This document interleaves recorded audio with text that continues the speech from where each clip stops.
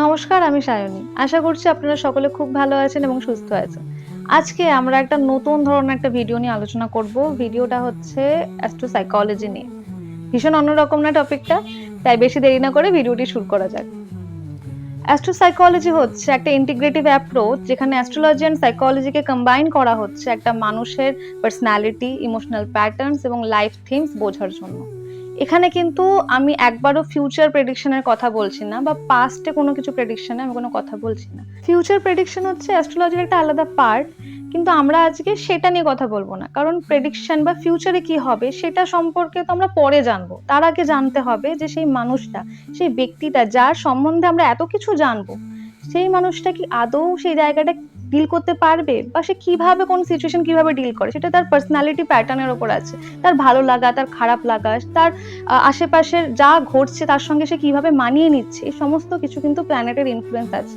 তো astro psychology এটাই বলছে যে কিভাবে প্ল্যানেটগুলো ইনফ্লুয়েন্স করছে একটা মানুষের ব্যক্তিত্বকে, একটা মানুষের ভালো লাগা, খারাপ লাগা, সে কিভাবে কোনো জিনিস কিভাবে ডিল করছে, সমস্ত কিছু অ্যাস্ট্রো সাইকোলজি কিন্তু তুলে ধরছে আপনাদের কাছে। এবার আমরা জানবো যে অ্যাস্ট্রো সাইকোলজি নিয়ে কে কি বলেছেন। আমাদের ইন্ডিয়াতে অ্যাস্ট্রো সাইকোলজি নিয়ে সেরকম কোনো চর্চা নেই, তাই আজকে আমরা জানবো যে ফ্রেঞ্চ অ্যাস্ট্রোলজার অ্যান্ড গ্রাফোলজিস্ট সেলভি কি বলেছেন। তিনি তার বইতে মেনশন করেছেন যে কিভাবে প্ল্যানেটগুলো ইনফ্লুয়েন্স করছে একজন মানুষের সাইকোলজিক্যাল ফাংশন, অর্গ্যানস এবং তার ইমোশনাল প্যাটার্নের সঙ্গে। এবার বাকি যে অর্গ্যান আর ইমোশনাল প্যাটার্ন, সেই জায়গাটা আমরা পরবর্তীকালে সেটা নিয়ে আলোচনা করব। সাইকোলজিক্যাল ফাংশনস, এই জায়গাটাও আমরা পরবর্তীকালে সবকিছু নিয়ে ভিডিওতে ইন ডিটেলসে জানবো।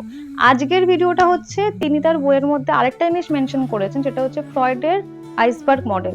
এবার এই ফ্রয়েডের আইসবার্গ মডেল সম্পর্কে আমরা যারা সাইকোলজি স্টুডেন্ট, যারা সাইকোলজি নিয়ে পড়াশোনা করছি, তারা সবাই এটা নিয়ে জানি। এবার আপনাদের কাছে জিনিসটা তুলে ধরা হচ্ছে যে কিভাবে একে অপরের সঙ্গে প্ল্যানেটগুলো লিঙ্কড আপ, কিভাবে প্ল্যানেট দিয়ে আমরা এই মডেলটাকেও বোঝাতে পারি, বা কিভাবে আমরা এই মডেলটা যেভাবে ব্যক্তির পার্সোনালিটিকে আইডেন্টিফাই করা হচ্ছে, ঠিক সেভাবে প্ল্যানেটস গুলো কিভাবে ইনফ্লুয়েন্স করছে একটা পার্সোনালিটি স্ট্রাকচার তৈরি করতে।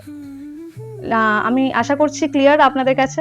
আমি বেশি ভিডিওটা বড় করার চেষ্টা করব না, খুব সামান্যভাবে ভীষণ জিস্টে জিনিসটা বোঝানোর চেষ্টা করব। তাই সবার আগে আমরা জানবো যে এই আইসবার্গ মডেলটা কি। আপনাদের সুবিধার্থে আমি একটা ছবি এখানে অ্যাটাচ করছি, সেই ছবিটার দিকে দেখলে আপনারা বুঝতে পারবেন যে কিভাবে জিনিসটা হচ্ছে।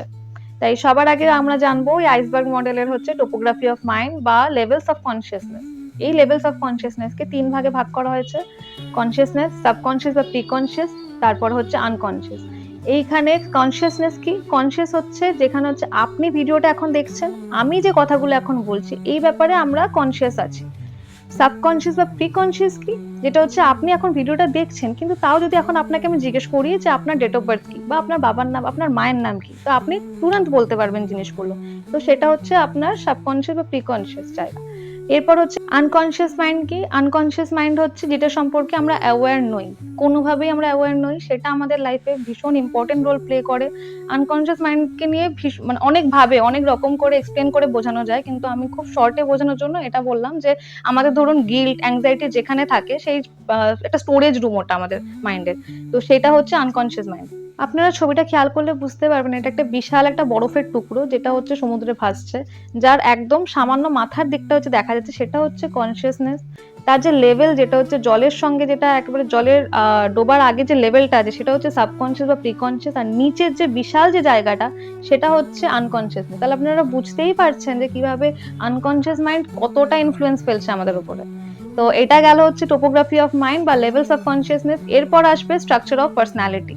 সেখানেও কিন্তু তিন ভাগে ভাগ করা হয়েছে: Eid, ego and super ego.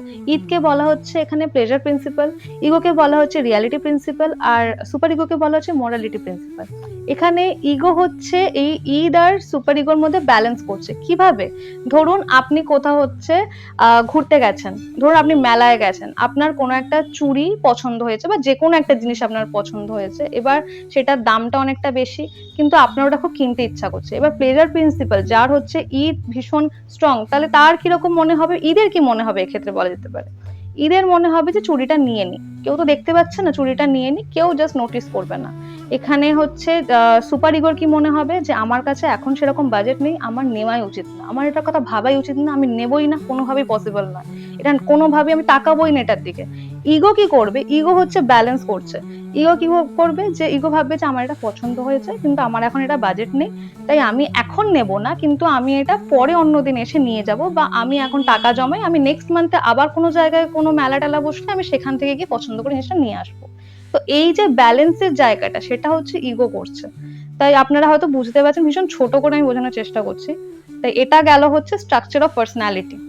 আর একটা বিষয় মেনশন করার আছে, যেটা হচ্ছে এখানে ইগো বলতে কিন্তু সেই ইগো বোঝাচ্ছে না যেটা আমরা নর্মালি বুঝে থাকি, যে ইগো ইন দ্য সেন্স হচ্ছে ভীষণ অ্যাটিটিউড দেখাচ্ছে, বা একটা ইগোইস্টিক পার্সন, একটা অহংকার আছে, সে একগুঁয়ে টাইপের একটা কাজ করছে। তো এই ইগোর সাথে কিন্তু এই ইগোর কোনো মিল নেই।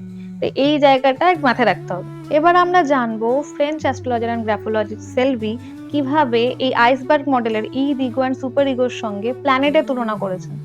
এই পিকচারটা আপনারা ভালো করে দেখলে বুঝতে পারবেন যে এখানে বলা হয়েছে ইগোর সাথে হচ্ছে প্ল্যানেট হিসাবে সানের তুলনা করা হচ্ছে। সান, এসি ইন দ্য সেন্স এখানে বোঝানো হচ্ছে অ্যাসেন্ডেন্ট রুলার, মুন, মার্কারি, এই সমস্ত কিছুর ইনফ্লুয়েন্স ইগোর ওপরে পড়ছে। এই প্ল্যানেট গুলো আপনার বার্থ চার্টে কিরকম পজিশনে আছে, সে ম্যালিফিক আছে নাকি সে বেনিফিক আছে, সে কোন হাউসে তার প্লেসমেন্ট আছে, এই সমস্ত কিছু কিন্তু ইনফ্লুয়েন্স করছে যে আপনার ইগো কিভাবে জিনিসটা কাজ করছে। এরপর সুপার ইগো। এবার দেখুন, সুপার ইগো আমি আগে কি বলেছি, মোরালিটি প্রিন্সিপাল নিয়ে কাজ করে। তো এখানে আমরা জানি প্ল্যানেট গুলোর মধ্যে কোন প্ল্যানেট ভীষণ মোরালিটি নিয়ে কাজ করে, সেটা আর কেউ নয়, স্যাটার্ন। তাই এখানে সুপার ইগোর সাথে হচ্ছে স্যাটার্নকে তুলনা করা হচ্ছে। তারপরে দেখা যাক ঈদের ক্ষেত্রে এখানে বলা হয়েছে যে মার্স হচ্ছে, মার্সের সঙ্গে তিনি তুলনা করেছেন। মার্স এখানে কি কি রিপ্রেজেন্ট করে আমরা জানি, মার্স এনার্জি রিপ্রেজেন্ট করে, মার্স অ্যাগ্রেশন রিপ্রেজেন্ট করে। কারোর চার্টে যদি মঙ্গলের পজিশন ম্যালিফিক হয়, তাহলে সেক্ষেত্রে দেখা যাবে যে আমরা রাগ কিন্তু অনেক জায়গায় এমনিতে শো করতে পারি না। আমরা নর্মালি বলি যে রাগ কিন্তু সব ক্ষেত্রে আমরা শো করতে পারি না। অ্যাগ্রেশন হচ্ছে আমাদের সব থেকে বড় উইকনেস বলতে পারি। তো সেইটা যদি আমরা কখনো শো করে ফেলি, তো সেটা যেমন ক্ষতিকর, তো সেই জন্য ঈদকে কন্ট্রোলে রাখা খুব দরকার। ওই জন্য মঙ্গলকে কন্ট্রোলে রাখা ভীষণ দরকার আমাদের লাইফে। সেই জন্য এই মঙ্গলের প্লেসমেন্ট কোথায় আছে। এবার রাগ কিন্তু অনেক রকম হয়, সেটাও মাথায় রাখতে হবে। একটা হচ্ছে আমরা বাইরে প্রকাশ করছি, আর একটা হচ্ছে বাইরে প্রকাশ করি না, বাট সেটা নিজের ক্ষতি করছে। তো এই রকম প্লেসমেন্ট অনুযায়ী বোঝা যায় যে সেই মঙ্গলটা তার কি রকম পজিশনে আছে, এবং তার মেন্টালিটি সে কিভাবে কি ডিল করছে, কোন সিচুয়েশন সে কিভাবে কাজ করছে। তো এই ওভারঅল জায়গাটা আমি আশা করি আজকের ভিডিওতে বোঝাতে পেরেছি, যে কিভাবে হচ্ছে সিলভি তুলনা করেছেন এই আইসবার্গ মডেলের সঙ্গে তার আইসবার্গ মডেলের। এছাড়াও আরো অনেক কিছু আছে, পরবর্তীকালে এই নিয়ে আরো অনেক ভিডিও আসবে। আশা করছি আপনাদের সকলের ভিডিওটা খুব ভালো লেগেছে। আপনারা সকলে ভিডিওটা প্লিজ লাইক, কমেন্ট এবং শেয়ার করবেন। আর এই রকম ভিডিও যদি আরো দেখতে চান, কমেন্টে অবশ্যই জানাবেন। আমি চেষ্টা করব এই টপিক রিলেটেড আরো অনেক কিছু নতুন নতুন জিনিস আপনাদের জানানো। যারা হচ্ছে বুকিং করতে চাইছেন, বুকিং এর জন্য এই নাম্বারটা দেওয়া রইলো, এই নাম্বারে হোয়াটসঅ্যাপ করবেন। সকলে ভালো থাকবেন, সুস্থ থাকবেন। রাধে রাধে।